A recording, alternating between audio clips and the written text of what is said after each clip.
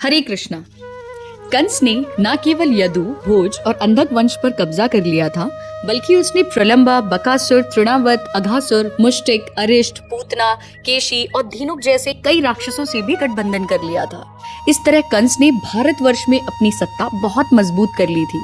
कंस ने देवकी और वसुदेव की पहली 6 संतानों को एक एक करके मार डाला।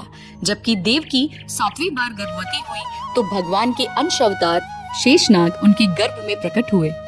देवकी को मिला जुला भाव हुआ। उन्हें आनंद था कि भगवान उनके गर्भ में हैं, लेकिन डर भी था कि कंस फिर से उनकी संतान को मार डालेगा। तभी भगवान ने अपनी अंतरंगा शक्ति योग माया को आदेश दिया कि अनंत शेष को देवकी के गर्भ से निकालकर रोहिणी के गर्भ में स्थानांतरित कर दिया जाए, जो इस समय वृंदावन में नंद और यशोदा के घर थीं।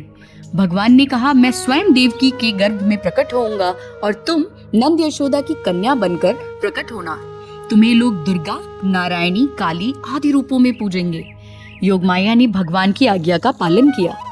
देवकी की 7वीं संतान के रूप में रोहिणी के गर्भ में बलराम जी का जन्म हुआ, परंतु लोगों ने इसे गर्भपात समझा। जैसे सूर्य का प्रकाश धीरे धीरे चंद्रमा में समा जाता है, उसी प्रकार भगवान श्री कृष्ण वसुदेव के पवित्र हृदय में प्रकट हुए और फिर उनके तेज से देवकी के गर्भ में स्थानांतरित हुए।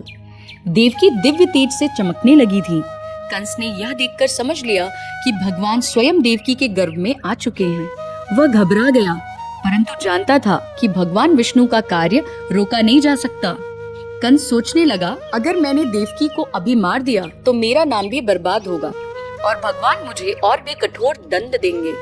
इसलिए उसने देवकी को नहीं मारा, पर उसका मन हर समय भगवान विष्णु के द्वेष में डूबा रहा।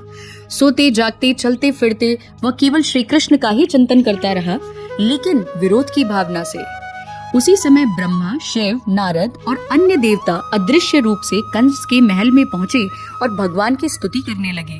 उन्होंने कहा, हे प्रभु, आपने बार बार अवतार लेकर पापियों का नाश किया है और धर्म की रक्षा की है। अब आप स्वयं अपने दिव्य रूप में प्रकट हो रहे हैं। देवताओं ने प्रार्थना की कि हे प्रभु, आपके चरणों में ध्यान लगाकर ऋषियों ने भौतिक संसार के अज्ञान के सागर को पार कर लिया है। आपकी यह 2 भुजाओं वाला रूप भक्तों के लिए अत्यंत आनंद का कारण है और दुष्टों के लिए बहुत ही भय का कारण है। उन्होंने अंत में देवकी से कहा, हे माता, आपके गर्भ में स्वयं भगवान श्री कृष्ण है। आप किसी भी प्रकार से भय मत रखिए, वे यदुवंश की रक्षा करेंगे और आपका कल्याण भी।